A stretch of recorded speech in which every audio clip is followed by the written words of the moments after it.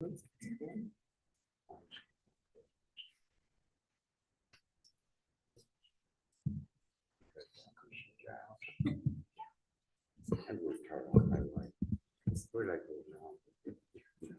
right, we are go for launch. Good evening and welcome to the January 15th, 2025 meeting of the Henrietta Town Board. I'd like to call the meeting to order. Please call the roll. Councilmember Page. Here. Councilmember Blanca. He said here. Okay. Councilmember Barley. Here. Councilmember Stafford. Here. Supervisor Schultz. Here. Have Mike, Joe go and do your, yeah, okay. Here. I think his mic was off. That's why. Got it. Got it. Thank you. Yep. All right. We'll begin the meeting with a silent prayer followed by the Pledge of Allegiance to the flag.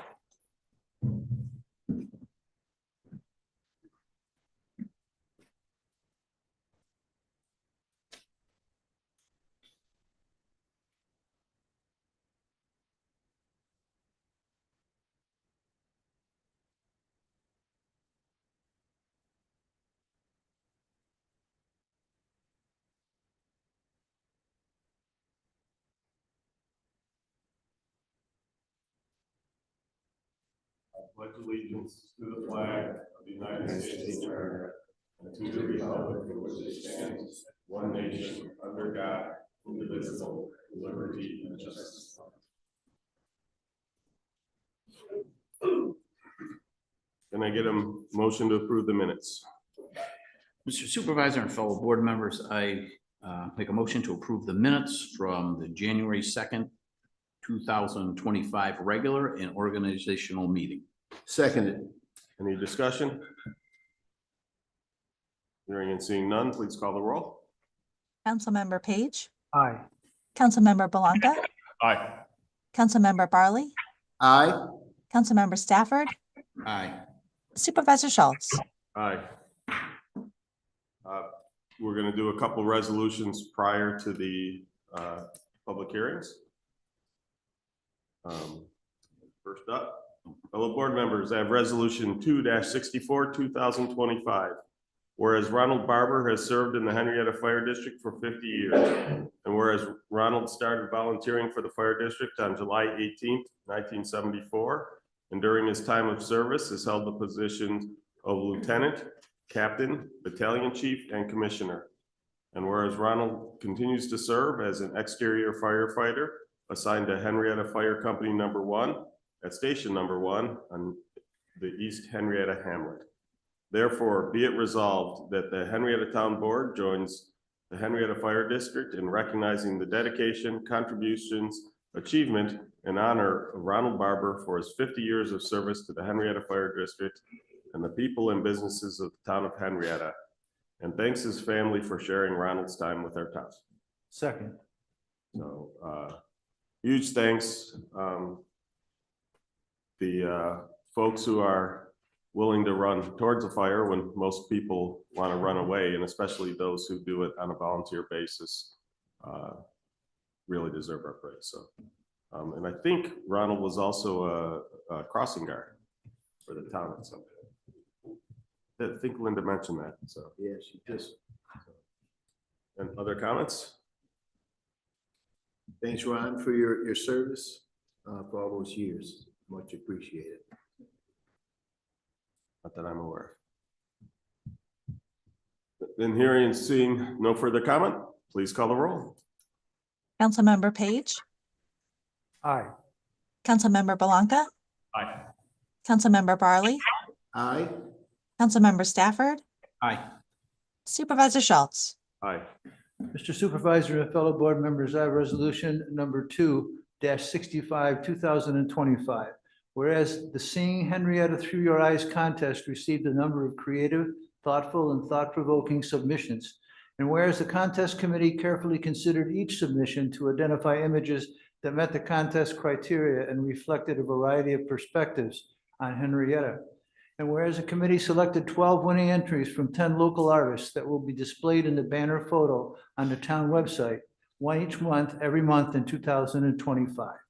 Therefore, be it resolved that the Henrietta Town Board thanks everyone who submitted art for the contest and congratulates the 10 winning artists who are Jenny Miranda, Becky Weisner, Barbara Sadler, Catherine Houserath, Judy Foster, Hayden Gordon, Cindy Rich, Barbara Barg, Karen Doherty, and Andrea Guarino.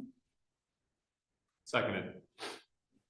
So this was something started by a number of folks within the town. And it basically allows us to highlight some artwork and photographs on our website each month. Thanks to everybody who contributed. And it's not too early to start taking pictures or creating artwork for next year's contest. So, any other comments? I think Hayden Gordon is here. Is she here? Great job. Congratulations. Anything else? And hearing and seeing none, please call the roll. Councilmember Page, Aye. Councilmember Blanca, Aye. Councilmember Barley, Aye. Councilmember Stafford, Aye. Supervisor Schultz. Aye. While we're at it, let's do the other two donation, Mike, so you would have 267, 2-67. Bear with me for a minute. Yep.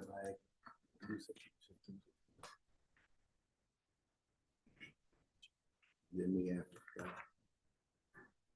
I'm gonna initiate, but we'll keep going. I threw him a curveball. No, it's Oh, updated. Right. Wasn't Oh, I turned on know. early enough. Mr. Supervisor and fellow board members, I have resolution 2-67, 2025. Whereas Janice Butt has donated $500 to the Henrietta Public Library for the acquisition of large print materials, and a check in the amount of $500 was received by the library director. Therefore, the Henrietta Town Board acknowledges this donation and thanks Janice Butts for her generosity. Seconded. So she's been doing this for a number of years, as far back as I can remember, and it's a great contribution, adds to our large print collection. Because I know there's a lot of people who, as their eyesight struggles, they need the larger print. As you can tell something. So, any additional comment? And hearing and seeing none, please call the roll. Councilmember Page, Aye. Councilmember Blanca, Aye. Councilmember Barley, Aye. Councilmember Stafford, Aye. Supervisor Schultz. Aye. Fellow board members and Supervisor Schultz, I have resolution 2-68, 2025. Whereas John J. and Mary Christine Stratz joined the senior center in 2006, with Christine remaining a very active member, participating in lunch, bocce in her 90s, square dances, cards, and trips. And whereas John, a proud Air Force veteran of World War II and retiree of Eastman Kodak, passed away on July 13, 2014 at the age of 94. And Christine, a proud mother of her sons, John and Mark Smeltz, passed away on July 14, 2024 at the age of 89. And whereas the estate of John J. Stratz has donated $163,154 to the Henrietta Senior Center in memory of Mary Christine Stratz, representing the largest private donation received by the Senior Center.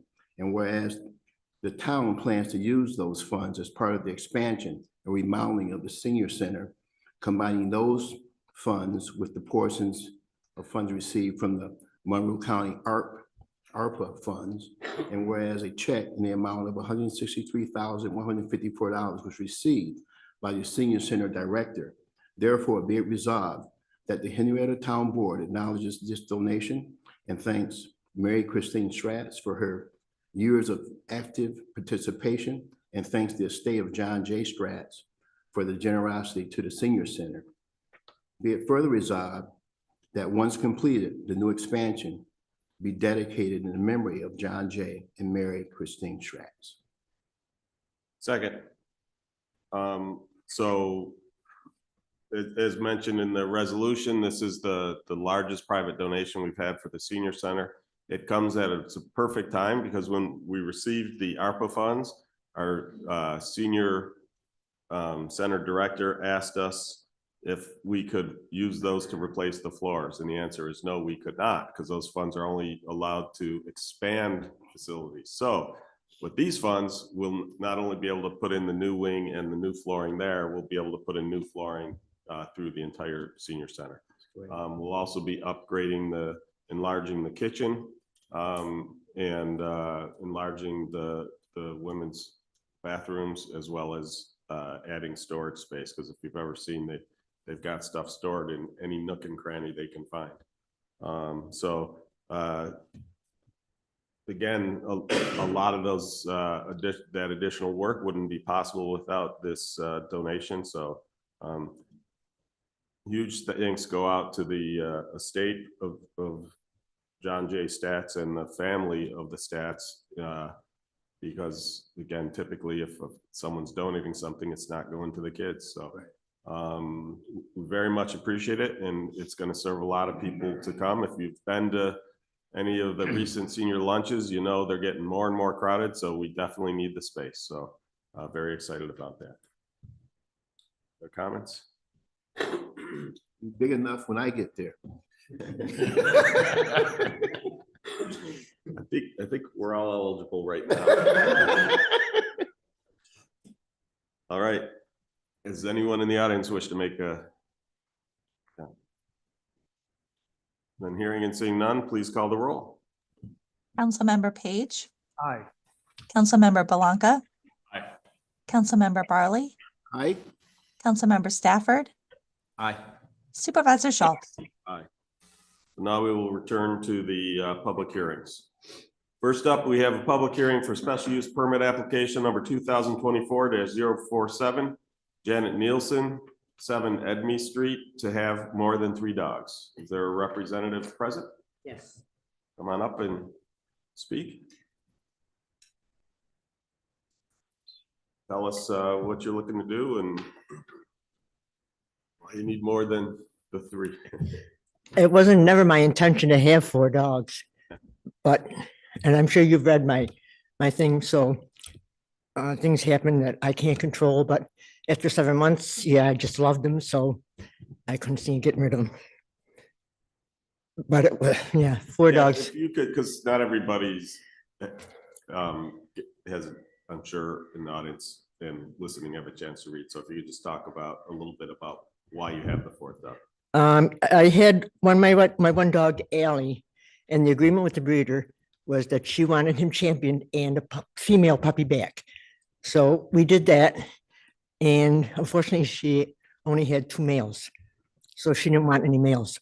So I did have him sold.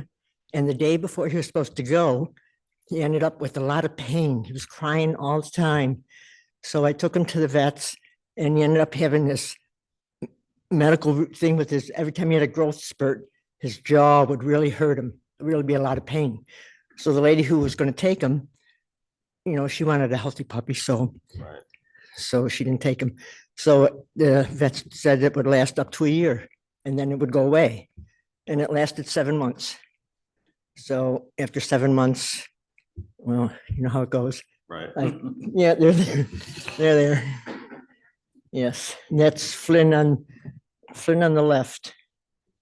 And Allie, his mom, on the right, or right next to him.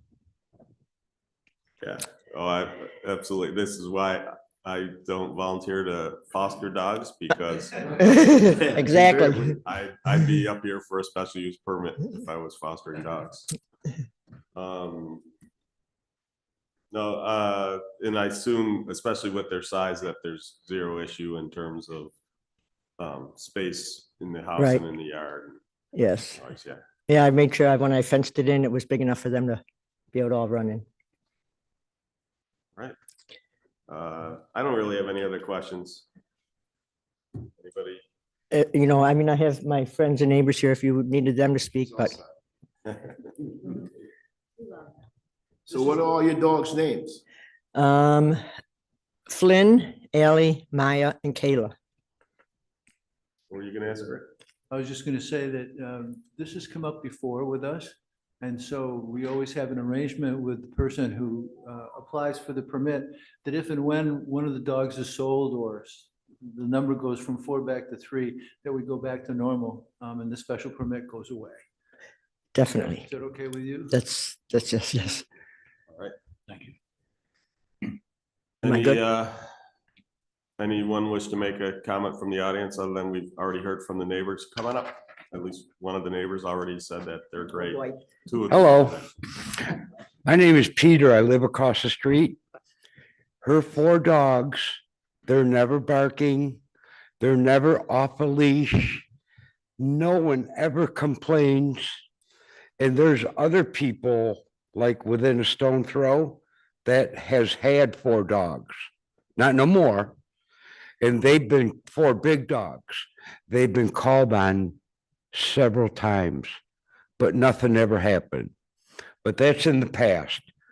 But Janet, her dogs, they never chase cars. They're never barking at people walking by. So I'm here Offer your support. I'm here for Janet's support. All right. Thank very much. you. Thank you. Did we catch your name? Gee, My name's Peter DeSalvo. Thank you. I live at 72 Shell Edge Drive. Thank you. so the dogs don't bark at people when they walk by, cars. That's what my dogs do. They Not bark hers. mostly if somebody has a dog with them, sometimes they'll bark. Okay. So the answer, in case the mic didn't pick it up, was they do sometimes bark if the person has a dog with them. Yes, I'm just saying hello. That's right. or squirrels. Squirrels. Oh, and squirrels. Squirrels. Right. Sorry, couldn't resist. All right, anyone else wish to make a comment? Come on up. I will. Good mark it evening, with my Board. Shannon pen. I'm Janet Howland. I'm the marriage officer for the town of Henrietta, former resident of Henrietta.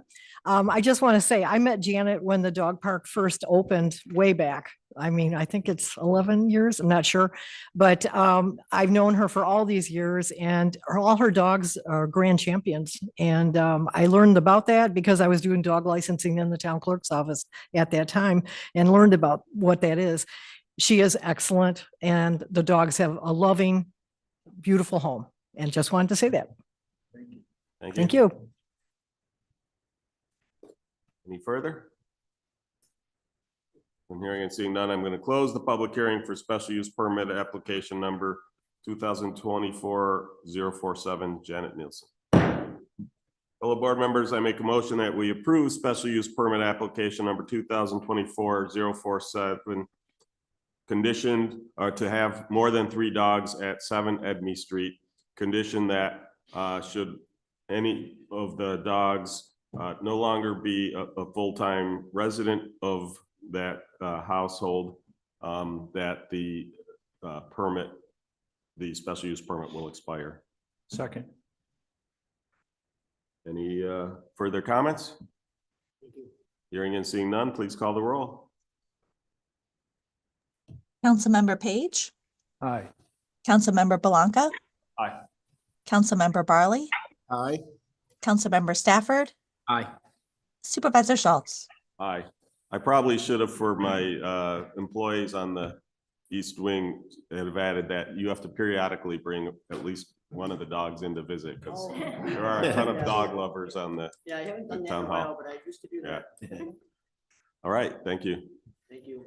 Next up, we have special use permit application number 2024-048, FLX Studios LLC, 75 Joseph's Drive, to operate a business office and photograph and film studio. Do we have representatives?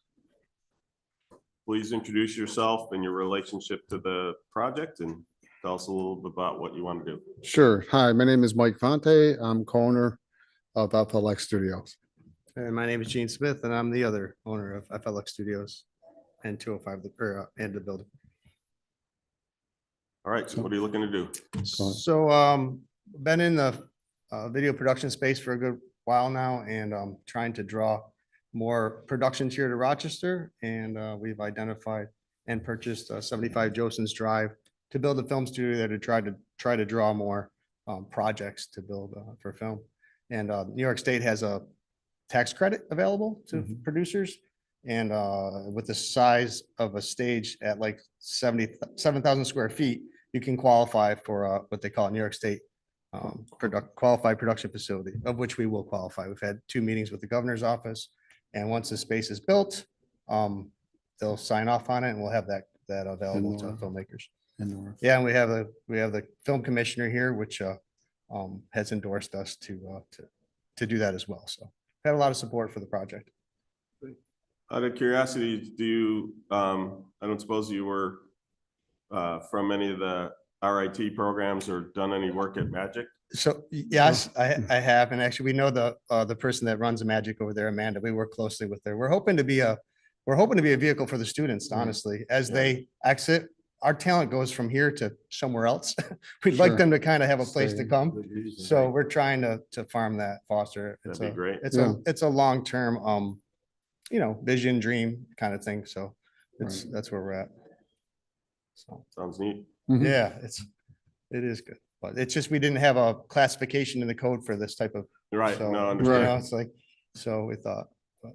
Yep, it's the any other commercial Yeah, business. That's us, exactly. right. Yeah, it's an interesting one because it's a big building, but there's not a lot of us there. It's just when we have production, sometimes there'll be, 50 people or so in there, but it spikes, but for the most part, there's 20, 25 of us, that's it. So it's a different kind of space. And this is a business, this is not a walk-in business. This is not open to the No, public. no. It's a closed It situation. is a Definitely closed is, yeah. situation. Yep. So you'll be making like commercials and stuff like that? Yep, Hopefully TV for commercials, local. and then we have 3 films actually that are slated for, To do it. hopefully if we can get done in time. This year, yeah. May- And we're looking to get up and May, running this, June. And one is not sooner. yeah, like there's a comedy and there's one of them's like a monster kind of movie. They have this cool monster they're bringing in. But it just brings a lot of people to the area. Sure, It'll bring in absolutely. a And good it's a amount. photography studio as well Yeah. as some other creatives that will be, residing there as well. It sounds exciting. Yeah, It really is. It is exciting. I get nervous in front of boards, but so the nerves go Are you away, but more of a behind the camera type person? pretty much So- I have the face for that too. Yeah, so Gene is, we've been partners, we've known each other for 9 years. He's my ad agency. He owns Grim Media, I own Fonte Surgical. We've worked together for the last 9 years. We decided to go into this together as a great project. His vision and our, we work real well together. It's a great building that we have at BCC. That's Familiar with it. it was clean It's a building. very nice building, yeah. And the support, being a newcomer in the film myself, I mean, I can't believe how many people are knocking on our door to come in Right. to do it in airport, restaurants, hotels, RIT. It's just making for all good stuff. I mean, a lot of excitement around it. Sounds good. Good to hear. Yeah. Any other questions or comments? Very interested. Yeah. Yeah, he's- it check- is. So one of the things we'll do is, if you send an email to me at supervisor@henrietta.org, I'll connect you up with the Henrietta Chamber of Commerce, so we can Sure, do ribbon love that. cutting and. That'd be and- wonderful. And then, potentially also get your name out for, again, if any of these businesses are looking to produce a commercial. Oh, Yeah. that'd be wonderful. Might I be mean, great the to do it. advocacy would be nice. Plus, even in your guys' position, we'll do some stuff. We'll do ribbon cutting. We'll do a grand opening. We'll make it public. Sounds So good. so it's good for the town. I think it's good for us for sure. Great. So again, that's supervisor@henrietta.org. Okay, Okay, thank perfect. you. Thanks. All right. Any comments from the public? And hearing and seeing none, I am going to close the public hearing for special use permit application number 2024-048, FLX Studios LLC. Can I get a motion to approve? Mr. Supervisor, I make a motion to approve application number 2024-048 LFX Studio LLC, 75 Joyceland Drive, to operate a business office and photograph and film studio. Second? Any further comments? Hearing and seeing none, please call the roll. Councilmember Page, Aye. Councilmember Blanca. Aye.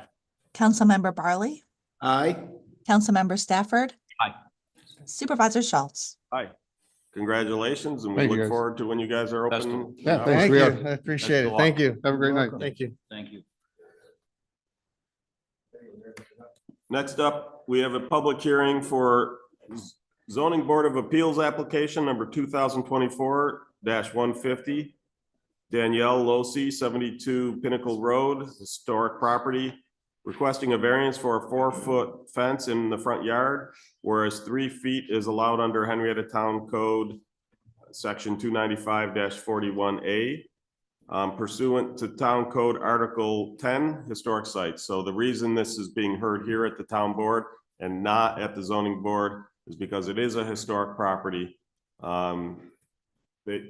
The property owner first needs to get an Article 10 hearing. And so one of the things we did a few years back is rather than make somebody in this situation have to come to the town board to get Article 10 approval, then go to the zoning board and get zoning board approval, we changed it such that if it's an Article 10 hearing, we can do variance as well. So one-stop shopping. So why don't you just give a little description of what you're looking to do? I'm familiar with it because I was at the historic site committee, but just a little description of what you're looking to do and the variance from there. I'm just looking to fence in the front corner of my property, well, the front lawn. I don't have any back lawn. My back property line ends roughly about a foot past my Belco doors, so I don't have any area for my dogs to run around. So I'm really just looking to run a fence down along the drive, along the road, back up the perimeter between my neighbor's house and mine, and then butt it up to the house. Just something they can just keep the dogs corralled. Hers is one of the older houses, and whenever the houses to properties to either side kind of wrap around behind hers, which is why she doesn't have a backyard, so. I have hedgerows along the one side and along the road. So, nothing along the drive, obviously. So she did present at the historic site committee. They did make recommendations. We do have that in a letter. I'm just gonna read the conditions that we were talking about. But one of the things that came up was because it's in front of the property is why Article 10 comes into play, and especially if it's essentially going to be in the view shed as I'm looking towards the house. So they suggested it be a more period consistent fence, like a split rail fence. Now, the problem with split rails, they're not great at keeping dogs in. So the thought was they make this black coated wire fencing, which also happens to be 4 foot in height, that you could, that can be attached right to the back of the split rail. So from the front, it'll look like split rail, but it'll have sufficient wiring. If it's small dogs, you can use chicken wire, but for unless they're little tiny lap dogs, you can't use chicken wire. So, and so the conditions based off of the recommendations from the site committee are that the in front of the house not be higher than 4 feet in height. And that goes back more to the variance she was asking for. For the portion of fence along the edge of the driveway in front of the house, as well as across the front of the property, the fence be a split rail fence with black coated wire mesh backing, as recommended and approved by the historic site committee. Number 3, for the portion of fence along the exterior property lines, that fence may be either the split rail, chain link, or other fencing that does not impose a significant appearance, or as approved by the historic site committee. So because that one, again, isn't between the road and the house, it can be whatever. It could be the split rail, but you could do whatever. It just can't be something that is so big and gargantuan that it's gonna. No blaze pink or anything like that. No, exactly. No barbed wire. Oh, yeah, I thought we discussed the barbed wire and taking it out already.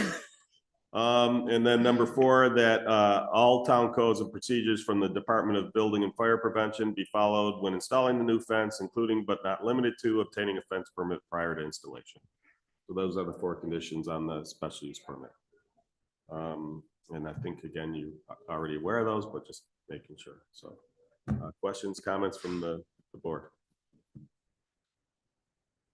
Well, I live over that way and I received a notice on this. And so the other, I would imagine if I got a notice, plenty of other neighbors got the notice. I don't see anyone here. Right, is objecting. So, and as long as the historic site committee Yeah, no, they were, had their input and Yep. is happy with it. Sounds good. I agree. Anyone else? They provided pictures of the fence.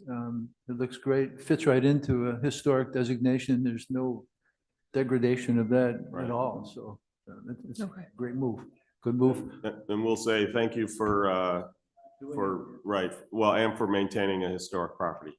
Thank you. I really wish there was something in real property tax law that allowed people to maintain historic properties to get a little bit off their taxes. Unfortunately, there's not, although we are about to put something in place for any improvements made after the local law passes. If they increase your assessed value, you can actually delay that essentially you would only have to pay 10% of the increase, or another way to look at the way it's worded, you get 90% off that improvement. So it doesn't lower your base value, but in other words, if here's my property taxes now and here, or excuse me, assessed value now, and here's my assessed value after the work, it allows you to ramp up to it over is it 10-year? Yeah, that's what I thought. Okay. So it's up to you whether you apply for that. I don't know how much offense, if the offense changes assessed value at all, so it may not apply to you particularly, but again, thank you for maintaining historic properties. It helps us hold on to the past. So, Thank you. any comments from the public? Oh, we've got our chairman, if you want to just step aside so Gary can talk. Gary's our chairman from the Historic Site Committee. Right, Gary Goodrich, Chair of the Henrietta Historic Site Committee. And we just wanted to thank Danielle for being such a great steward of this historic property. This is actually one of the early school buildings from the town of Henrietta. The original deeds for this property were 1845. Two early farmers, Jacob Pound and John Gage, sold small pieces of their property. They shared a property line to the trustees of the Henrietta School District, number 1 at that point in time, it was called. So that building's quite old. Much older than Monroe Yeah. County listed that. So that's why the two properties wrap around it. It Yep. wasn't that they wrapped around it. it's that They took a carved out small, portion chunk. of- Exactly, they took a small chunk out of it, and that's why, That's why there's no backyard. Right? yep, that's why no backyard. What do the kids do during recess? They played in the front yard. That's right, split fireworks. That's That's right. Yeah, well, you wouldn't have had a road like that That's right. then. It'd have been a dirt road going up into the city. But, and like I said, we really appreciate this. I know we've been seeing on the news about the fire in Brockport. And we were discussing it earlier, but we actually had a fire in one of our historic homes last night on Lehigh Station Road. Luckily, it doesn't appear like there was a large amount of damage. But we truly appreciate people who try to take care of Yep. our historic properties. So. Thank you, Gary. Anyone else?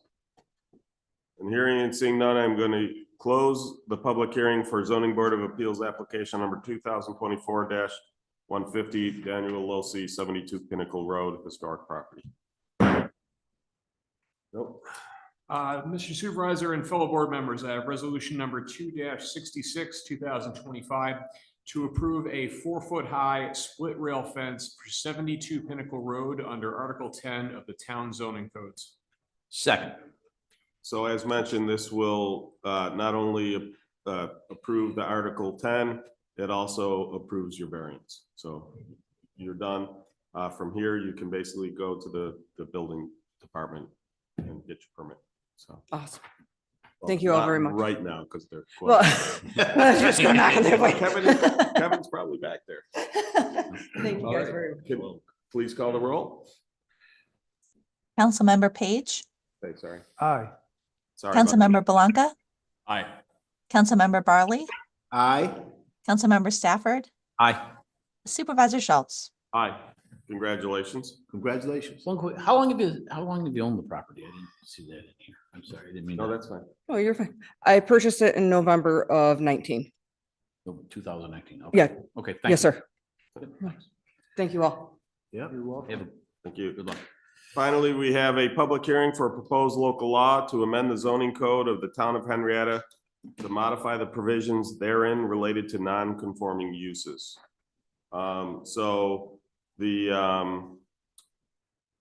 We have currently in our town code, well, let me take a step back.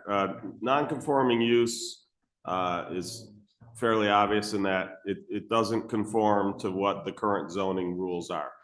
Usually they are pre-existing non-conforming, which basically means they were there before the zoning code changed. If you have a pre-existing non-conforming use and you keep it that way, you're considered compliant. You're not out of spec, but there are significant limitations on what you can do in that regards, including there are limits on expanding the non-conforming use. There is a section of town code today that allows for operations like gas stations and service garages to update their special use permits by coming back to the town board, and that can include expansion. And in fact, we did one of those for the former Joe Legno operations. It's 3333 East River Road. It used to be a gas station with a service station. It's now a gas station with a mini mart. But it was only limited to those uses, and there's a reason why those ones were specifically put in there. Typically, if you look at the cost to mitigate the issues of, the fuel tanks that are buried in the ground, it's going to be way more costly than what someone can reasonably pay you for the property, especially like, for instance, going back to Legno's, that was zoned residential. The gas station preceded that zoning classification, but to do all that cleanup, you're not going to get any money for that property as a residential property. So more recently, a couple projects have come in that they don't fall into that category, but they do fall into pre-existing non-conforming uses and are looking to make some changes. And so one of the things we took a look at is adding or modifying our town code to allow it for more than just the gas stations. Now, there's a couple different scenarios. One is it's just an update to the special use permit. So it might be a non-conforming use. So give you an example, there's one potential applicant in the future. They have a commercial building, retail building that's currently in again, residential zone. They want to switch what retail they're doing, and it would, in theory, require a special use permit.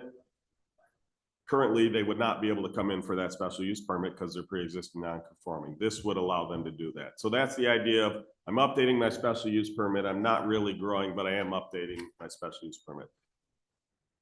That would have the same standard as a regular special use permit in terms of, as I put it, the burden of proof is on us to demonstrate why they shouldn't be granted. So in other words, if they satisfy all the stuff listed in the special use permit, typically they're going to be granted.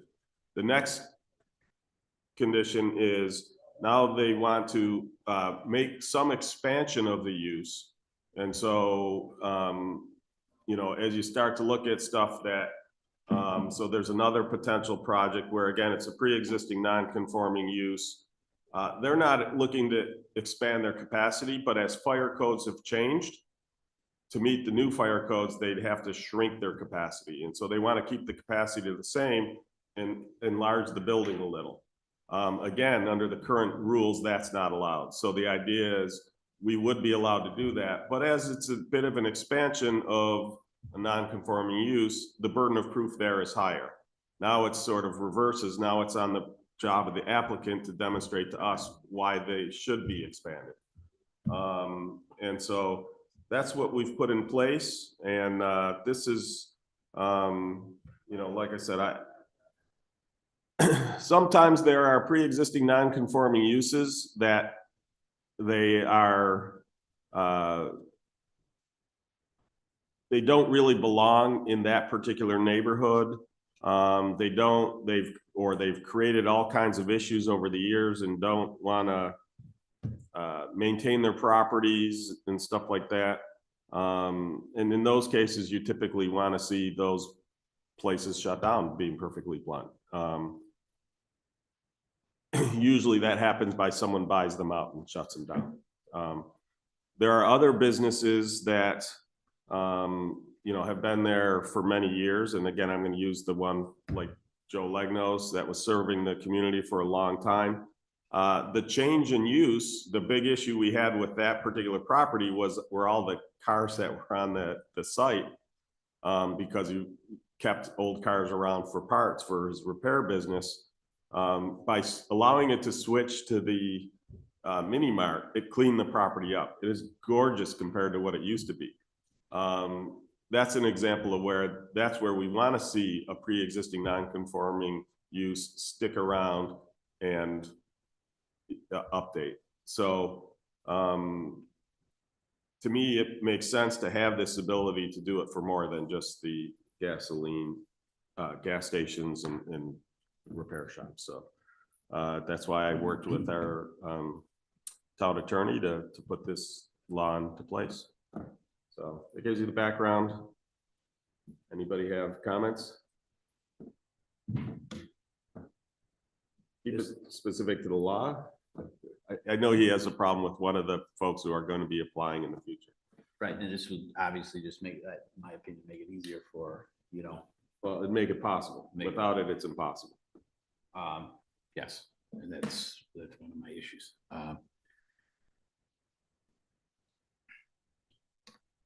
In some ways, you hear the way, the explanation you gave is great. These businesses are growing. You want some, they need something different. I understand that. But on the other hand, when people bought the business, they realized, hey, this is all I can build here. Or I'm limited on building out or anything else, or building up, or whatever it may be. So, although again, in some cases, the rules have changed since they've owned the business. I'll give you an example. If there was a dog shelter that was in a pre-existing non-conforming use standpoint, they would have to rebuild because of the new standards. And even though they knew they couldn't expand at the time, they'd now be forced to shut down or reduce capacity because they'd have to meet the new kennel standard. So it is quite often that the regulations from the states change and it affects their potential capacity. So whereas I agree with what you're saying, there are also situations where the rug was pulled out from under them by changes in regulations. So not saying whether that does or doesn't apply to a particular use, but again, it can, and a dog shelter would be a perfect example. Capacity. I'll give an example. Our RIT's Ritter Ice Arena used to have a seating capacity of 3,000 based off of the old fire standards. When they changed it, it dropped to 2,100. So they lost 900 capacity, seat capacity. Again, the arena didn't change. The rules, the fire codes changed. So these things do happen. It adversely affects those businesses. RIT built a new, larger rink. That's how they got around it. You solved that issue. I helped solve that issue, as a matter of fact. But like I said, it's they aren't a pre-existing non-conforming use. So like I said, it can happen even with them having full knowledge that the rules change and it adversely affects their business. It could be just growth of a business too. It could Right. be they need to grow, they need to expand. Right. For their employees and the business to keep succeeding. And then that gets into a question of depending on the potential impact. So this again, for that growth, it goes the other way, because if it was a legal use in a legal area and they weren't exceeding setbacks and stuff like that, they'd be allowed to expand, but we don't have this, but I'm gonna use it as for some hyperbole. If there was a smelting plant in the middle of a residential neighborhood, you wouldn't want that to expand, right? We don't have any smelting plants in town, so let alone in residential neighborhoods, but using it as an example of where you wouldn't want that to expand. But, if it's, so gas stations are no longer allowed in commercial districts. But if a gas station has the space and wants to enlarge its market, mini mart, they have that ability to come back here and say, hey, we want to enlarge our mini mart, and it took them 20 some odd years, I think. But East West is an example that did that on Bailey Road. So it just took them a really long time to finish the work. So like I said, there are certainly instances where the pre-existing non-conforming makes sense to expand. There are certainly times it does not make sense to expand. Any other questions, comments? Even if the modification is accepted, it allows them to apply, but there's no guarantee that it'll be approved. They still have to Correct. go through Yep. the process. And like I said, because of the greater potential for impact for an expansion versus just a change of use to, again, or an update of their special use permit, that one does carry additional burden of proof, and that's outlined in there's a portion of our code that talks about the additional considerations when approving a special use permit. And it details those, that there's a higher degree of consideration of adverse impacts on the surrounding neighborhood. Any other questions, comments? Anything from the public? Then hearing and seeing none, I'm going to close the public hearing for the proposed local law to amend the zoning code of the town of Henrietta to modify the provisions therein related to non-conforming uses. What's it? It's later. And if people want to table it, we can table it. Someone would have to make a motion to table it, but. All right. I'm getting to, I think, our fifth resolution now. Yeah. Yeah, I am. I just got to get to it. Fellow board members, I have resolution 2-69, 2025 to approve and or ratify the following agreements. Second. Any questions or comments? Hearing and seeing none, please call the roll. Councilmember Page, Aye. Councilmember Belanca, Aye. Councilmember Barley, Aye. Councilmember Stafford, Aye. Supervisor Schultz. Aye. Mr. Supervisor and fellow board members, I have resolution number 2-70/2025 to authorize bills payable and any associated contracts or agreements for January 3rd, 2025 through today, January 15th, 2025. Seconded. I'll make a note that a large portion of the Exhibit A, the balance of funds is for the pay apps for the spray park, which if you haven't been over there has come along quite far. The rest will be finished in the spring. And then there was also some for the court. So why the numbers are higher than normal. Any other questions, comments? Hearing and seeing none, please call the roll. Councilmember Page. Aye. Councilmember Belanca, Aye. Councilmember Barley, Aye. Councilmember Stafford, Aye. Supervisor Schultz. Aye. Mr. Supervisor and fellow board members, I have resolution number 2-71, 2025 to call for a public hearing for a proposed local law to establish a tax exemption for historic properties being rehabilitated or altered. Second. So this was that new local law that we plan to put in place on recommendation from the Historic Site Committee. Again, it only affects alterations made after the local law passes. So we're just calling for the public hearing. That public hearing will be Thursday, February 6th, 2025 at 6 p.m. Here. So any questions, comments? Hearing and seeing none, please call the roll. Councilmember Page, Aye. Councilmember Belanca, Aye. Councilmember Barley, Aye. Councilmember Stafford, Aye. Supervisor Schultz. Aye. Mr. Supervisor and fellow board members, I have resolution 2-72, 2025. Declare intent to be lead agency for seeker review and call for a public hearing regarding a proposed local law to rezone land located on the south side of Ridgeland Road and east of the Genesee Expressway I-90 from industrial to industrial/limited commercial. Second. I'll just note that it's I-390. We left the 3 out. Oh, I'm sorry. No problem. So when they created this ILCD district, which is industrial limited commercial, for some reason, these 3 parcels were excluded from that. No one could find any historic reason why. When an applicant came in for a business located in there that requires it to be in the ILCD, we pointed them in that direction. And then when they came to put in the application, discovered it's industrial, not ILCD.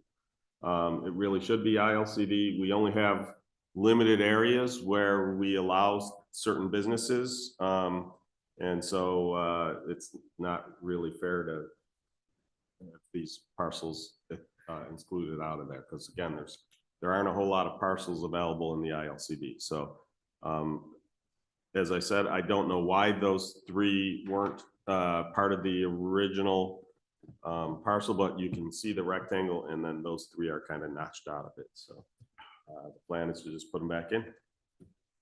And I will say that the majority, I don't know if it was unanimous or not, but certainly the majority of the parcel owners did vote to be rezoned. So you can see up on the map. So this is the end of Ridgeland, and then on the west side, it's Jarley, if I remember correct, my road names correctly.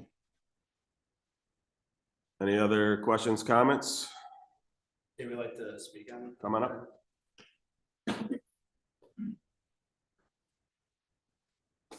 Good evening, Supervisor Schultz and members of the town board. My name is Tim Weber. I'm with Aquest Development. We're the owner of 77 Ridgeland, one of the properties that is up for the rezoning the next month or so. I'm also here with Wayne Bishop, who is with Avato, the business that's looking at the building currently.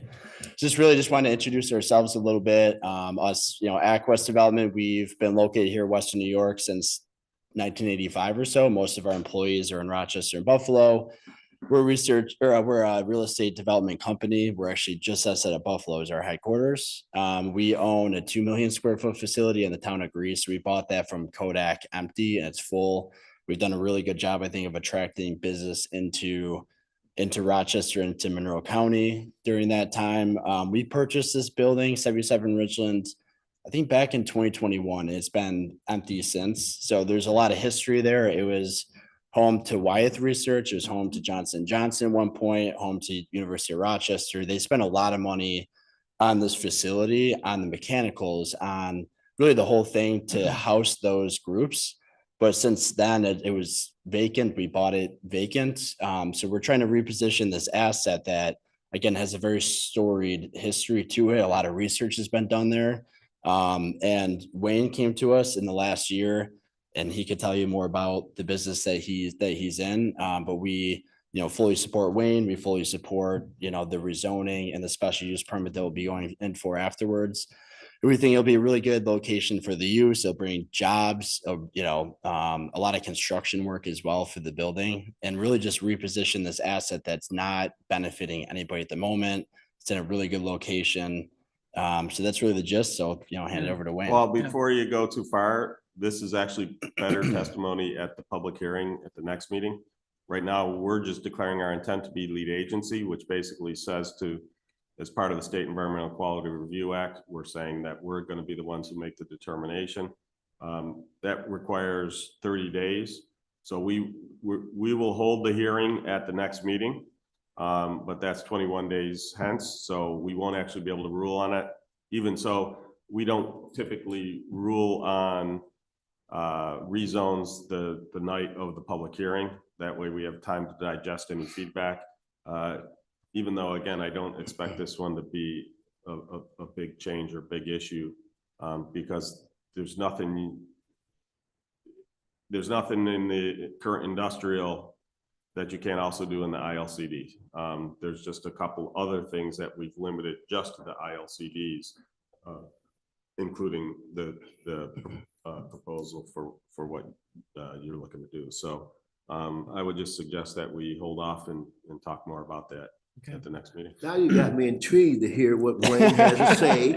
I want to hear from Mr. Bishop. If you want to give it a real short Sure. synopsis, so that And that's really the point, is just, then we can leave Rob hanging for. we're just trying to Well, I introduce can talk to you ourselves. after the meeting. It really doesn't matter. No, go ahead and give it. Thank you. Listen, I just want to say, first of all, I just want to meet you guys, and so you understand who's trying to do what in your backyard, right? That's my purpose of being here tonight. What we're trying to do at this location is utilize the micro business license that we have from the OCM for cannabis cultivation. The micro license allows us to get completely vertical, so we'd also have retail on site. We're also asking the township to consider on-site consumption. I know it's currently you ruled it out, but this is something that's kind of passionate to us. It is something that New York is adopting, even in new regulations that are coming forth. But for what it's worth, that would be really helpful for us to extend the business. But we just want to be a good steward. We want to show you guys that we can run a class act operation here and really complement what you guys are trying to do. I will just note that I can't speak for the rest of the board, but I can tell you what the opinion of the board, unanimous opinion of the board. No, maybe there was one person who voted, at least 4 of the board members at the time when we were making the decision to opt in or opt out. The big issue with on-site consumption, there's a number of them. First off, there is currently no, I'll call it sobriety test, right? There's no equivalent to a breathalyzer or blood alcohol content. So there really isn't a good test for driving under impairment. The second thing is, cannabis is still quite new from a legal standpoint. And for a lot of people, maybe the last time they partook was back in college. And I will just say the cannabis of today is not the same as the cannabis certainly way back when I was in college in the early 80s. That third thing is, you have a lot of bartenders who have developed the experience with regards to being able to spot somebody who's had too much to drink and cut them off. Right. There's not as much experience with that for people recognizing that somebody is impaired due to consumption. So I think I would be shocked. We can talk about it at our next workshop meeting, but I would be shocked if this board would consider opting into consumption sites. I just don't think we're ready for it. And I know personally, I wouldn't be ready for it until a sobriety test has been developed to check. Because again, driving while impaired is really dangerous. Yeah. No. Regardless of what it is you're consuming, it's dangerous. So that's my issue in terms of the, cultivation and distribution and that aspect. I don't have any issues with that other than it wasn't even cannabis. It was hemp for CBD being cultivated not far from here in some greenhouses. It really stank the neighborhood up. Yeah. So whatever, one of the things that we'll have as a condition on here is you're going to have to do a lot of work from a odor containment standpoint. Yeah, we understand that. We recognize that. And we can appreciate that. We also don't want to have an odor either, right? That doesn't show an example of how to run a good business. Right. So I can tell you, we will be in conformance with both state and OCM regulations and your regulations as well in regards to those. And I can appreciate your comments about people not being able to be tested to be on the road safe. My experience in my life since I've been in this space, and I'm not a user, but is that most people that indulge in cannabis can usually operate a vehicle pretty safely. I don't see that so much in alcohol. To me, that's a way worse example of how it can be misused.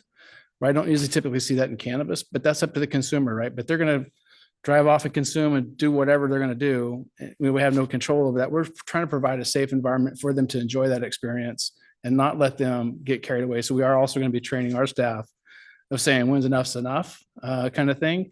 So, but I'm compassionate with you on that. I will say my experience from folks who consumed in college, one of the things that I noticed is a lot of them had a singular focus. So they're less aware of peripheral things when they're high, Yeah. which is not a good thing for driving. So it may not have as much of an impact on the reaction time, although I'm not convinced of that. I've not seen studies, but whereas I certainly know alcohol has a huge impact on your reaction time, and again, also on focus. Impaired is impaired. Yeah. As the one commercial says, if you feel different, you drive different. Yeah. So, Yeah. I Yeah, get it. good point. But like I said, just to be clear, this is just a rezone. We're not Yeah. looking to open it up, to basically, opt into the, on-site consumption. Yeah, understood. We appreciate your time. Thanks for explaining. Yeah. Do you have Just any- one quick. You say you operate a place in Buffalo? Do you have one in Buffalo? I do not, sir, no. Oh, okay, so you don't have any other ones? No, not here, not, Okay, yeah. thank you. Misunderstood. I'm out of Buffalo. Was that? My company's out of Buffalo. Oh, okay. The owner of Okay. the building. Yes, yeah. Okay. Thank you. Thank you. Thank you. Thank Thanks you. for your time. Any further comments? So I already explained what the procedure will be in terms of the timing. We'll have a public hearing at the next meeting. It'll be 2 meetings from now before we can vote on the change. Hearing no further comments, please call the roll. Councilmember Page, Aye. Councilmember Belanca. Aye. Councilmember Barley, Aye. Councilmember Stafford, Aye. Supervisor Schultz. Aye. Supervisor Schultz and fellow board members, I have resolution 2-73, 2025 to issue a notice to perform work to the owner of 3333 West Henrietta Road, Southtown Plaza, for the repair of the parking lot. Second. Anyone who's been over there knows that the parking lot's a mess. We've received a number of complaints from residents saying it's unsafe. We've gone and looked at it and agree with them. I have spoken with them in the past about fixing their parking lot. Unfortunately, the property owner is out of the area. Their primary offices is in the New York City region. They've not been the most responsive to town issues, so we decided to take this course of action where we can essentially compel them to patch those potholes to make so that it no longer represents a danger to the public. Becky, I don't know if you'd be able to bring up any of the photos. Council Member Stafford took photos earlier and I forwarded them to you.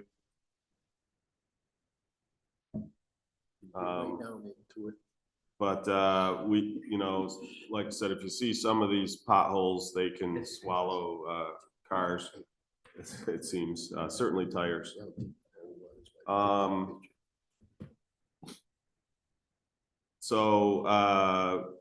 Basically the way this works is we draft a letter which is attached. It talks about what they have to fix. In this case, they have to repair the potholes. I'll note that they're gonna have 2 options. They can either just do what's called cold patch, which is to fill the potholes. Or if that deadline is before the paving plants are open, if they want to actually repave the parking lot and come to us and say that this is what we want to do, then we can look at extending the deadline. Okay, makes To when so here you can see, these are on some of the access roads into the plaza. Hard to avoid those. Yeah. Yeah. Yeah, this was just at the entrance. Right. So, so we basically give them, we have to give them a reasonable amount of time to complete the work, so we're giving them to April 1st. If they do not complete the work by then, or have not been granted an extension to do the paving, then we can go in and fill the potholes and bill them. And if it goes unpaid, then it gets levied to their property taxes. Steve, that's an inordinate amount of time to patch the holes. It is, if we want to pull it back sooner, I was just trying to do it relative to a town board meeting, because we then have to have a hearing. The issue is if we do it for the one before, then it's roughly, it's 1 month time. If we think that's enough time, I'm okay with that. 6 weeks is March 1st. Oh, no, I understand. That's why I'm saying if we want to pull it back, essentially now it's 3 weeks. Is the, I'm sorry. So you said 6 weeks is March 1st. Yeah, the month of February and then 2 weeks in January, but We could do it for the first meeting and make it relative to the first meeting in March. I just, somebody's gonna get hurt. There's gonna be, I don't know, knowing the response that we've had in the past, I don't think they're gonna repave. So to fill and put the coal patch in by April 1st, to me, seems like an awful long time. We can do that sooner. If I had a decision, I'd make them do the coal patch now because it's a stopgap method. Right. And then even if they wanted to repave it, I would say they still need to fix those. You know, that everything is reasonable. That's not a reasonable situation. Those potholes are, I've never seen any bigger. Some of them are almost 1.5 feet deep. I'm just looking at the calendar to figure out, working back from there's a March 19th town board meeting. We go back to the Tuesday prior, that's March 11th. If you want to do it sooner than that, the next one is there's a town board meeting on February 27th. And the Tuesday before that is February 18th. I think March 11th still gives them a significant amount of time. Okay. I don't know. What do other people think? I was fine with April, but to give them that much time, I've seen us push off a lot of stuff for a lot of other businesses. Okay. They are out of town, but if you want to go with March, I'm fine with that, March 11th. They're pretty deep, but go with Mark, sooner than later. Okay, so Rick, if you could just make a motion to modify it that the remedy, they have to be remedied by March 11th, and the hearing would be on March 19th. Mr. Supervisor, I'd like to make a motion that we amend resolution number 2-73, 2025 to change the April 1st date to March 11th. And the meeting was March 19th that we would. That's correct. So the hearing would be on Hearing March 19th. be on March 19th. Second.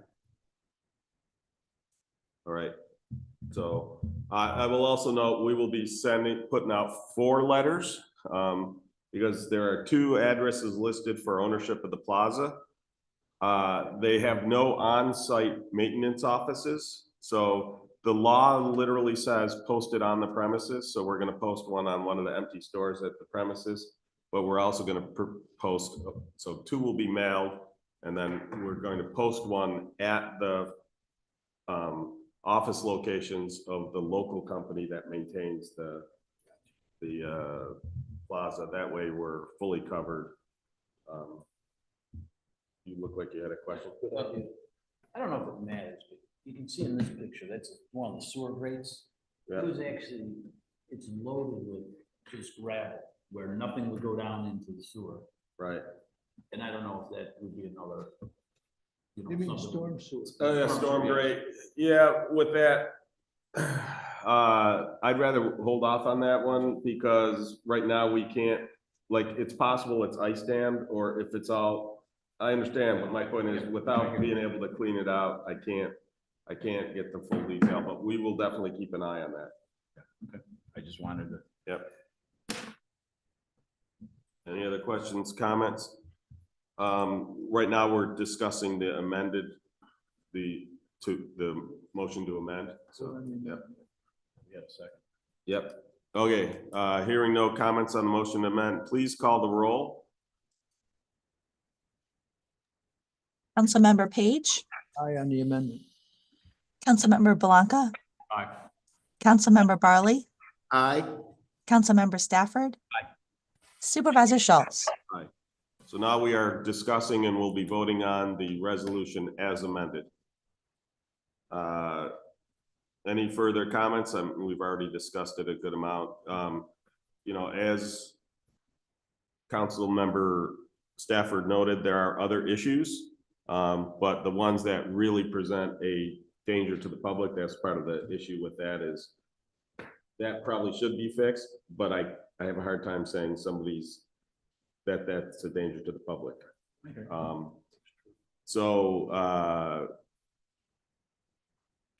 Any other comments? Any other issues with that?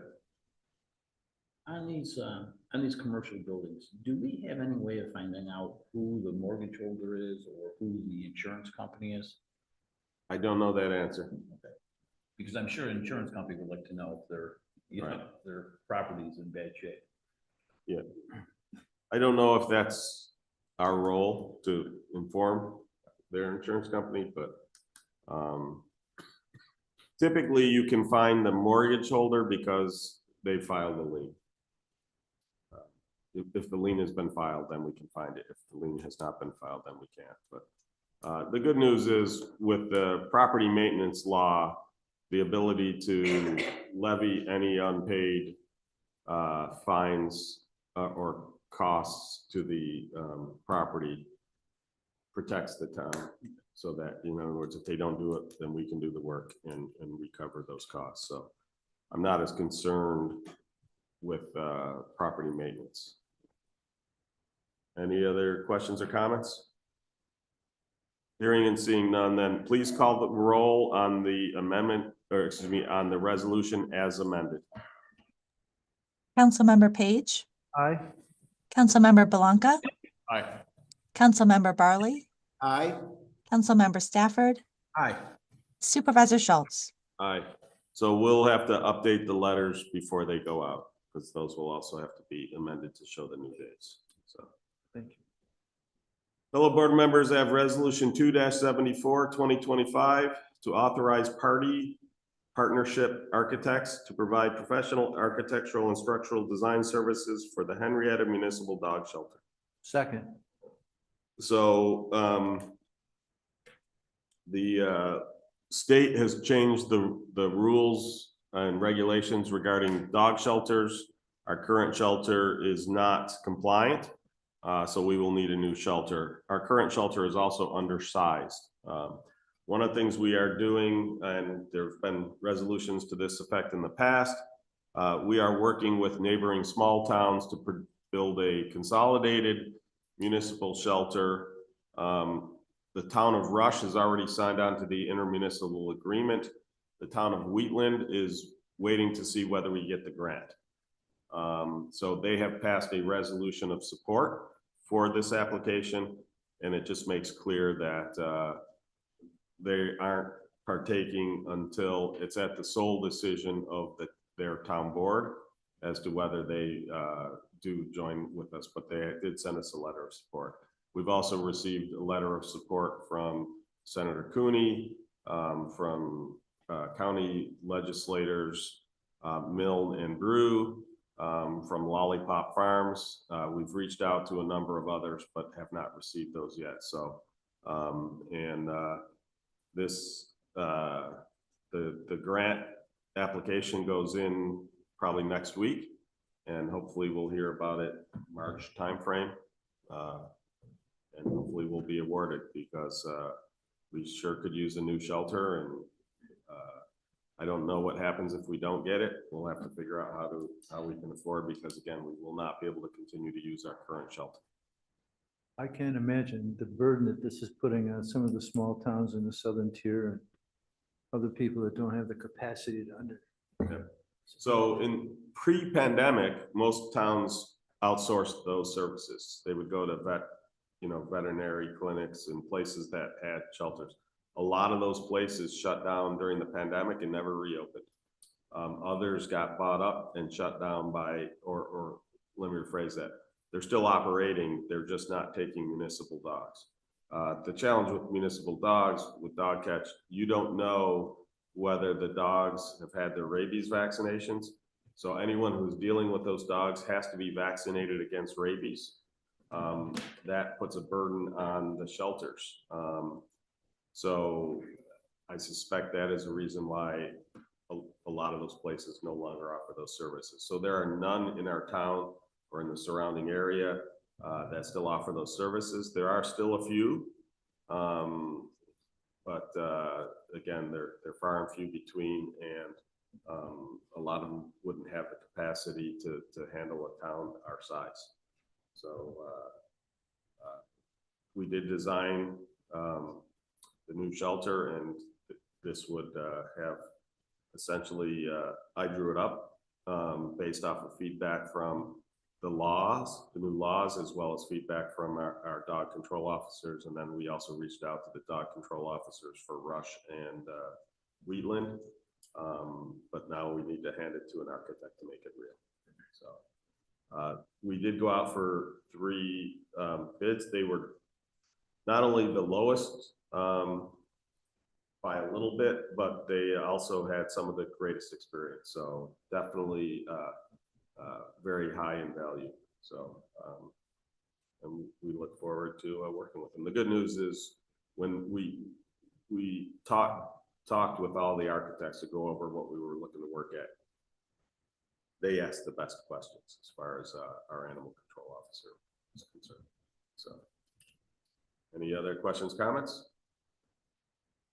Hearing and seeing none, please call the roll. Councilmember Page, Aye.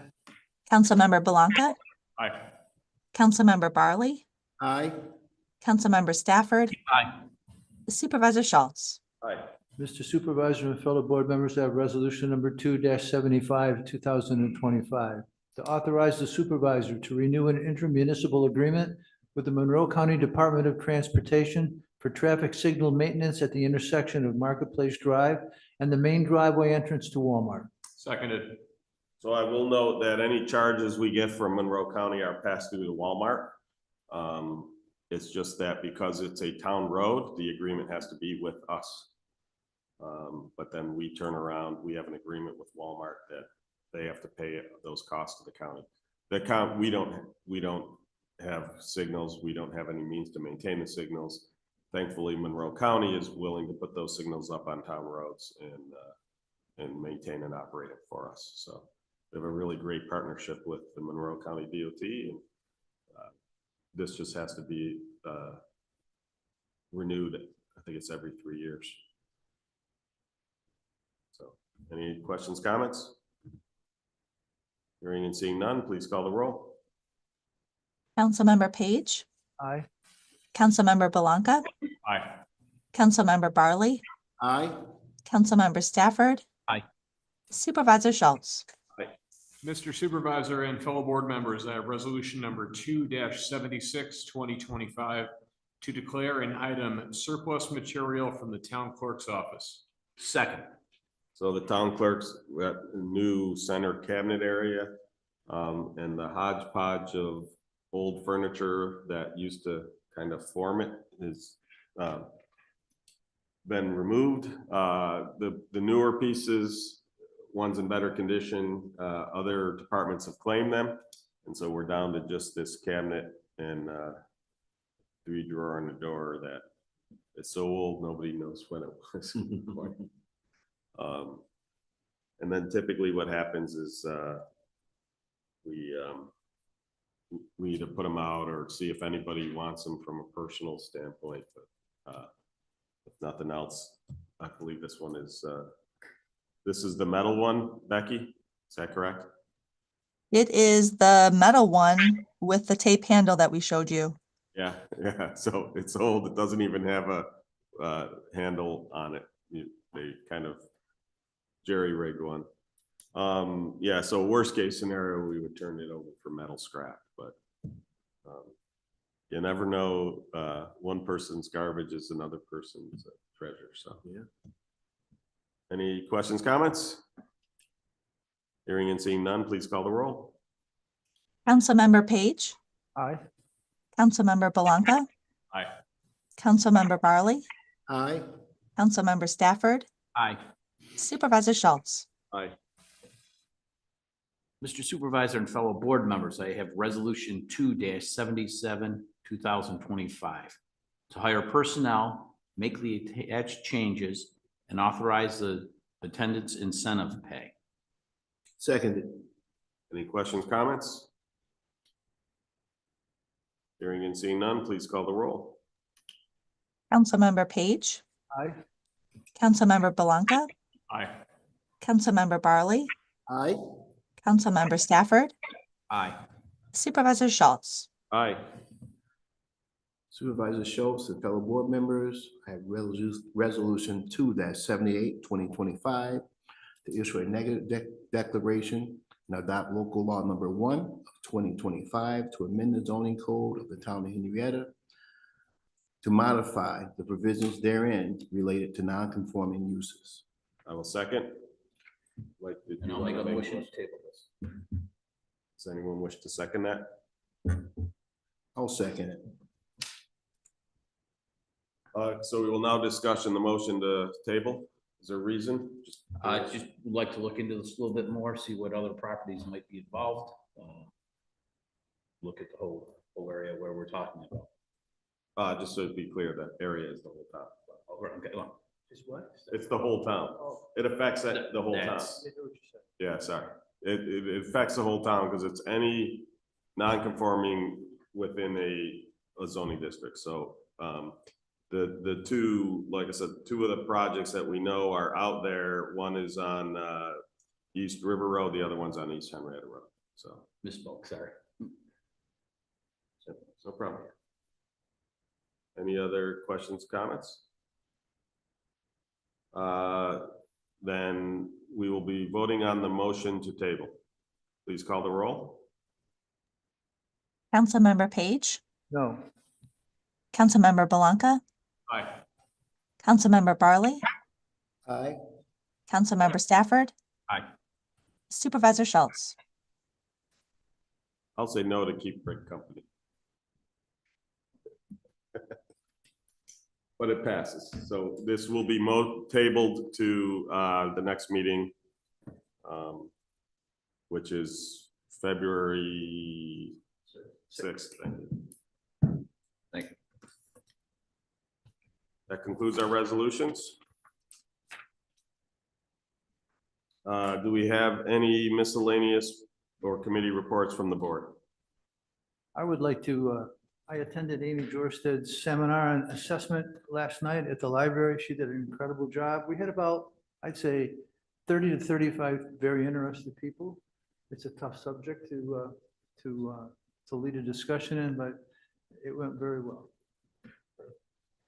I know today, I believe she's giving that same presentation in Rush. Really? Yeah, so.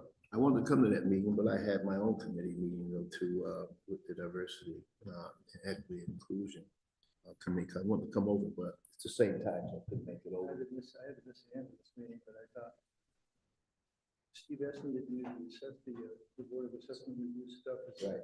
Liaison, That's so I thought right. I should do that. Yep, it's important. I purposely avoided it because I was afraid it would derail everyone. If I was up there, they'd be talking to asking. you, huh? Well, they'd be asking questions. The problem is too many people confuse assessment Right. with the tax levy. And the questions they'd be asking me are of the tax levy and not really to deal with assessment. We have no authority, contrary to what some individuals love to scream at us. We have no authority to change the assessment. That is purely the domain of the town assessor. And, you know, as soon as they ask, well, why are you spending this? That has nothing to do with assessments. That has to do with the tax levy. Yeah, I knew she, again, well, this is Amy's second stint in town, so like I said, I knew she'd hit it, and I was just afraid of being a distraction for her, so. Any other committee or miscellaneous reports? Yeah, I had the opportunity to attend the Library Board of Trustees meeting last week on Tuesday. They reported that in the last 3 months of the year, the door count at the library has gone up significantly. There's been a huge spike in teen circulation. They highlighted some of the online resources that are available through the library. I was really impressed. We have a new streaming service called Canopy. That's Canopy with a K. Streaming movies and documentaries with library card access. We also have access to a lot of genealogy information. Ancestry.com is available on site at the library, and Heritage Quest is available with library card access. We also have something called Novel New York, which is a database for books and authors, legal documents, and test and career preparations. Udemy is a 25,000 on-demand video courses. They are available in multiple languages. There's some events coming up on Saturday from 11 o'clock to noon, the robotics demonstration hosted by the RH Robotics Club. The library is closed on Monday, January 20th for Martin Luther King Day. And I was told that I should plug on Wednesday, January 29th from 2 o'clock to 3 o'clock. It is Dog Man Day at the library. And I, of course, did not know what Dog Man was. They told me that it is the hottest graphic novel series for young kids. It's coinciding with the movie coming out on January 31st. The basic premise is that a policeman and his dog are in an accident, and the only way they can save them is to attach the dog's head to the policeman's body. Apparently it is taken off. I had to be informed what this was, so my children are a little bit older than that. What was the date? It is Wednesday, the 29th, from 2 o'clock to 3 o'clock. Schools are out that day in recognition of the Lunar New Year. In addition, the youth board met. They are planning an event at the rec center, a teen night coming up this Saturday from 6:30 to 8:30. Roller skating, register online. They'll be having their Valentine's Day Cuban cookies on Saturday, February 8th, at the rec center from 6:30 to 8:30. Youth Hall of Fame nomination deadline is this coming Friday. And of course, tomorrow night at 7 o'clock at St. Mary Ann Cope Parish is the Martin Luther King celebration. Any others? I read that the State Empire Development announced that $4.7 million grant for us. Yep. So our DED can start the Yes. initial phases for the capacity that we need for electricity. So what's funny, it was originally actually approved in October, but because of various officials' schedules, we couldn't announce it till now.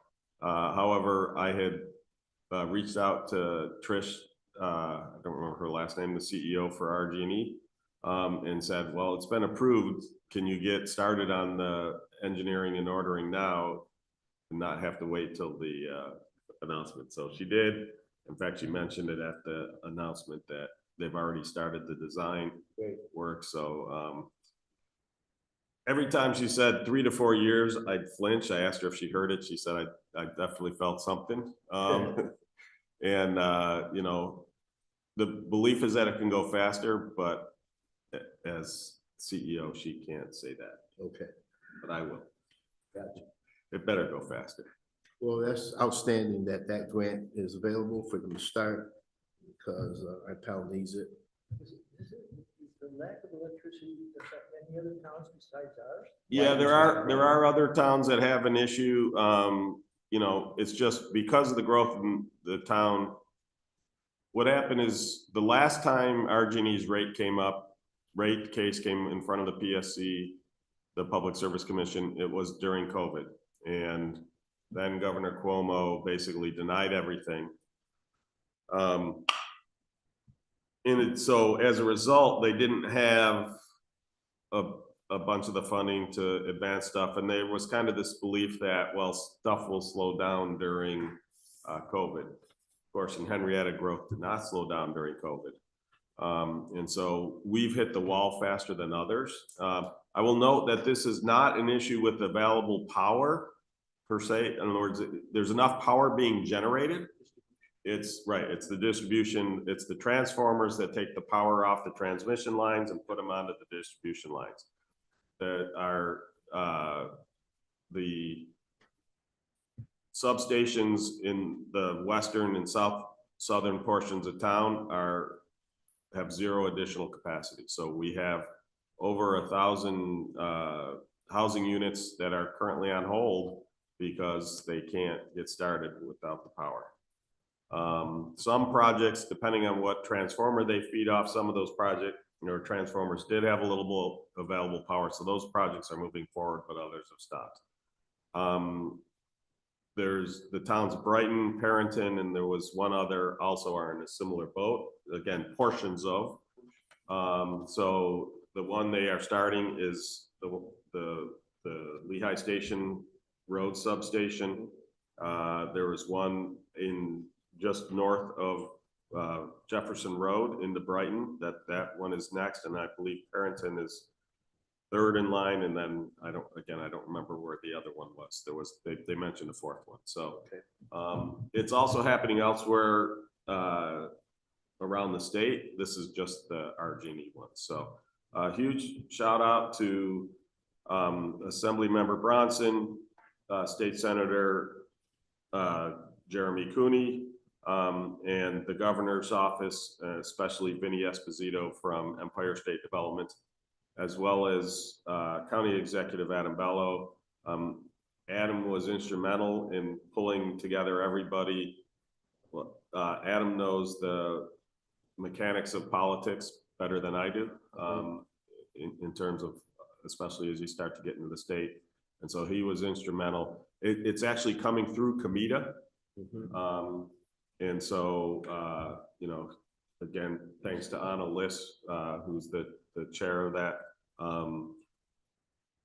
It's unique. It's the first time this has happened. And basically, normally you get the like whether it's Fast New York, you get the state funding for a specific project that's going to be creating a bunch of jobs. Example is, I always get the name mixed up. Is it Fairlife or the up in Webster? Yeah. So, or like the chip manufacturer in Syracuse. Those are examples. Micron. Those are examples of what usually get the funding. This is unique in that it's a whole bunch of small projects. We can't point to one single large project that's going to bring in 1,000 jobs. Right. It's a whole bunch of projects that are bringing in hundreds of jobs or hundreds of homes. And like I said, it adds up to a lot of jobs and a lot of homes. So this is something new, and it took a while to get it done. And again, thank you to everybody. Also Matt Hurlbut from Greater Rochester Enterprise and Bob Duffy from Greater Rochester Chamber of Commerce. We had a lot of people on our side. We were laughing at the hearing because one of the, I think it was Matt or Bob referred to me as dogged. Trish had described me, thanked me at the one hearing about a year ago is when this first started. Thanked me for being blunt. But as the saying goes, the squeaky wheel gets the grease, right? We stayed on it. And again, thankfully I have a lot of good partners at the county and state level who helped see this through. So I'm very excited to see it move forward. It's been very frustrating that we have all these stalled projects. That's going with my dog. I said, yeah, I've seen the commercials for Dogman and didn't know what it was. So that's nice. Right. With the development that's being held up because of the lack of supply. Do you know how many tax dollars that generates to the state as well? So I mean, it's money in the right spot. It is. So one of the other things we're going to do is one of the current rate schedule makes no sense. And one of the things that happens is when a developer comes in and let's say someone's got a big project and they want a megawatt of power. If it's available, they don't pay anything for it, even though that's using up a megawatt of capacity from the substation. Then what happens as soon as you get to the full and I need that next request that requires the next transformer, they require them to pay the whole thing. $17.5 million. Well, no, and they don't even get all the power. And then what happens is in theory, as the next people come in, they get reimbursed. Well, that's crazy. What we've said is, okay, if it's 17.5 million for a 35 megawatt substation, then there should be a rate of $500,000 a megawatt. If you are allocating, you know, a half megawatt to your project, then you should have to pay $250,000. And that way, if not, guess who pays for all that? Everybody who's getting electricity, your electrical rates were going up. That's one of the things they had requested to raise the electrical rates. Well, why are we, it's just like with the roads, right? You know, they use that analogy and there were some flaws with it, but we edited around in that discussion that it does actually make sense. If you think about it, who pays for, you know, these roads that go in? It's not the town, it's the developers. They put the road in, and then what happens is they turn those roads over to the town, who then takes care of the maintenance. And yes, the cost of that maintenance is spread out across your tax dollars, just as the upkeep of those substations would be spread out across all the ratepayers in the town. But the initial installation that puts that in, that should be borne by the people who are doing the growth.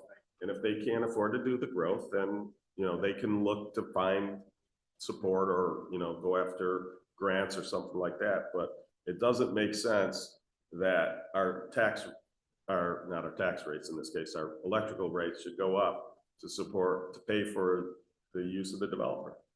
The developer ought to be able to put that in just as they do the other infrastructure. Now, the only thing I will note, and this is why you have projects like Micron and Fairlight getting those grants from a corporation, if they're building a new physical plant like Micron is, and they're putting in the roads and the sewer and the water line and all that stuff, it's all going in on their property. And so from an accounting standpoint, there's actually no expense. It's a transfer from, you know, liquid capital assets to real estate assets. And then basically this expense is over the next 30 years as that property depreciates or amortizes. If I'm a company and I'm putting a $17.5 million transformer at our Genie substation, that goes right to my bottom line. And corporations do not like to take a hit like that. And so, you know, what's happening at other states is those states are paying for it. And that's how they're getting the companies to go there. And so New York's got to figure out how to get that done.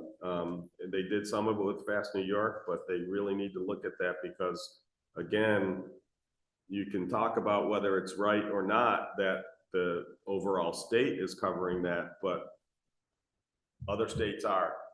And essentially that's who the competition is for these businesses. And if we want to have these, you know, really strong businesses like the Microns and the Fairlights, then our state's going to have to do something about it. So, but like I said, that huge thanks and shout out to everybody who was involved in that and helped make that happen. On a much smaller note, I will note that we finally did get approval for the EECBG grant from the Department of Energy. I suspect the timing is such so that the grants were awarded prior to January 20th, since they were coming from the current administration and may not be fully supported by the next administration, but once committed, they're committed. So, and that is to put in